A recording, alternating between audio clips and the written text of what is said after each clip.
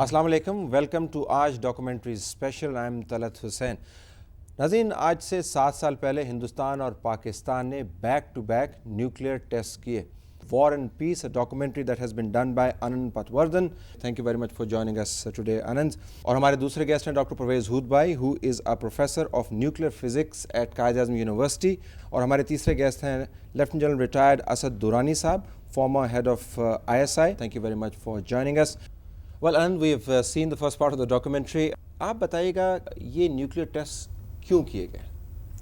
The main reason was not security reasons, but it was some kind of a status symbol, and maybe a way to get into the Security Council and things like that. Because I can't make head or tail of it as a security weapon. I don't think our security was increased at all. Would you agree with that, Professor? جی، میں سمجھتا ہوں کہ ان کی بات بالکل درست ہے، اور سب سے پہلے میں ان کو مبارکباد دینا چاہتا ہوں کہ ہندوستان میں رہتے ہوئے انہوں نے ہندوستان کے بم کے خلاف آواز اٹھائی، اور یہ ان لوگوں میں سے تھے جنہوں نے پہل کی تھی. For me, the tragedy was that we forgot the legacy of Mahatma Gandhi, the legacy that at least was largely instrumental in getting us independence. And we went from pride in that to pride in becoming a third-rate nuclear power, which prompted me to make the film. You call it third-rate out of contempt or out of you believe it? Out of contempt, because I think that any nuclear power deserves contempt. We will like to bring in Dr. Shiri Mazari, who is the head of the Institute of Strategic Studies. Could not join us here in person, but we have her soundbite from there. I have always maintained that given the massive conventional military might and military build-up of India, Pakistan should have a nuclear capability, because we cannot match India qualitatively or quantitatively purely on conventional weapons. And I'm glad that in 1998 India provided us the opportunity to test, because I felt we should test in any case, whether India did or not after 74. I do not believe that we could have tested, even though we knew, so many others knew that we had the capability. In the given environment, we could not have tested before India could open that particular door for us. Basically, the world is divided in two categories of countries: those who are nuclear and those who hope that one day they will be nuclear capable. ذرا اب وقت آ گیا کہ ہم دیکھیں پاکستان نے حاصل کیا کیا اس سے، اور ہندوستان نے کیا حاصل کیا. ہمارا رتبہ دنیا میں کوئی اس کی وجہ سے بڑھا نہیں. میں جنرل صاحب کی بات سے اتفاق نہیں کر سکتا ہوں. ہمارے حالات 98 کے دھماکے کے بعد خراب سے خراب تر ہوتے جا رہے تھے، اور اگر یہ 11 ستمبر 2001 کا سانحہ نہ ہوتا تو پاکستان کی معیشت جو ہے وہ تو بالکل بیٹھ جاتی. 2 ہفتوں کی فارن ایکسچینج رہ گئی تھی، اور اس کے بعد کیا ہوتا، جو ہی وہ ختم ہوتا تو ہم کچھ کہہ نہیں سکتے کیا ہوتا. اب یہ بھی دیکھیں کہ ہمیں اس سے کوئی تحفظ حاصل نہیں ہوا، بلکہ اس سے ایسے جذبات ہمارے اندر جنم لیے کہ ہم نے جا کے کارگل کر دیا. ہم نے کہا کہ یہ اچھا موقع ہے کہ کشمیر میں صورتحال بدلی جائے، تو ہم نے لوگوں کو مجاہدین کہہ کر اس طرف بھیجا. اس کا انجام ہمارے سامنے ہے کہ پاکستان کا کہ وقار کو کتنا نقصان پہنچا. You can look at it in two ways, that actually India and Pakistan did not use nuclear weapons against each other, but they did do Kargil. America and the Soviet Union did not fight with nuclear weapons during the Cold War period, but they fought proxy wars all over the world. What you saw in Vietnam, what you saw in Afghanistan, what you saw in so many countries were actually fights between the Soviet bloc and the United States of America. And they killed other people on other people's lands. To do this fighting, they didn't use nuclear weapons on each other. So I don't think that having nuclear weapons prevents death and bloodshed. In fact, it increases it. I think this documentary is a very cleverly biased documentary. The manner in which children from an elite school in Lahore are questioned, and then when their views don't totally coincide with what the documentary makers want to hear, then they sort of try and explain things to them in order to try and push those little children, and not so little children, I guess, into shifting their stance.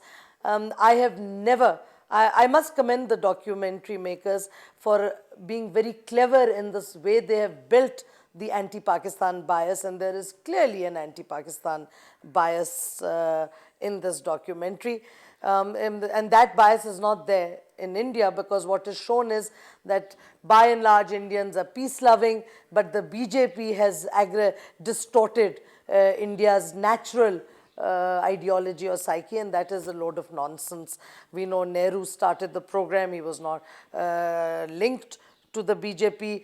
Indira Gandhi was the most militant Indian leader, not linked to the BJP. So these points are not brought out in the documentary, unfortunately, and this is unfortunate because it leads one to question the real intent of the people who have made the documentary, and I'm sorry to say I find the intent extremely suspicious and dubious. Intent suspicious, Anand. No, I must say I'm sorry if I'm looking amused.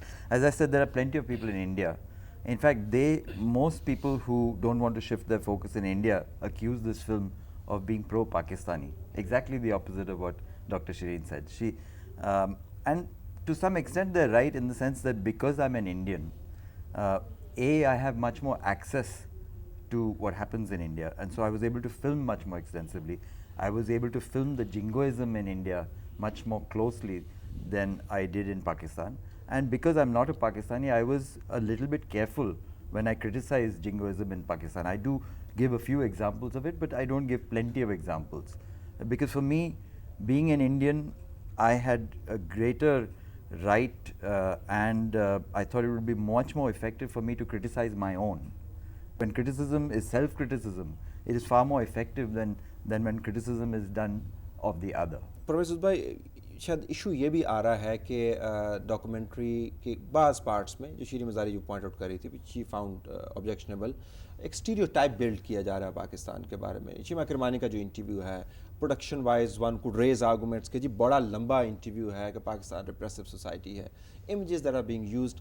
मेरा ख्याल है कि पटवर्धन साहब ने तो हाथ ज़रा हल्का रखा है हम पे. अगर हकीकत देखी जाए तो वो इससे ज़्यादा भयानक है. यहाँ बेचारी लड़कियाँ दौड़ती हैं एक रेस में, मैराथन में, तो उधर डंडा बरदार फ़ौज आ जाती है उनकी टांगें तोड़ने के वास्ते. अब काश के किसी ने ये फिल्म करके दिखाया होता. यहाँ जो सूरत हाल है वो दिन ब दिन बद से बदतर होती जा रही है. General Asad, do you agree that Anand has a bias? In this particular documentary, I found that on the nuclear aspects, a large canvas was being covered. Not everything, but certainly a very large one. Ecological disaster, effects on human life, the reactions of the victims of Hiroshima and Nagasaki. So ultimately the message that I believe, because this is how I'm going to read that one, is pointing out towards the danger. तो मैं तो बड़ा शुक्रगुजार हूँ कि that we adopted the nuclear path for my own reason. I am not trying to deny the other implications, and I do believe that we have to manage them. General साहब कहते हैं कि न्यूक्लियर वेपन से कोई ख़तरा नहीं, इनको manage करने की ज़रूरत है और इसके कोई और ऐसे बुरे असरात नहीं है. लेकिन माफ़ी के साथ मैं इनसे इत्तफाक नहीं कर सकता. ये देखें कि धमाके से पहले, 98 के धमाके से पहले ये कहा जाता है कि अब हमें सिर्फ न्यूक्लियर वेपन्स ही की ज़रूरत होगी, कन्वेंशनल वेपन्स, रिवायती असलहे की अब ज़रूरत ही ख़त्म हो गई. Who said that? बहुत से लोग, शिरीन मज़ारी उनमें से एक हैं.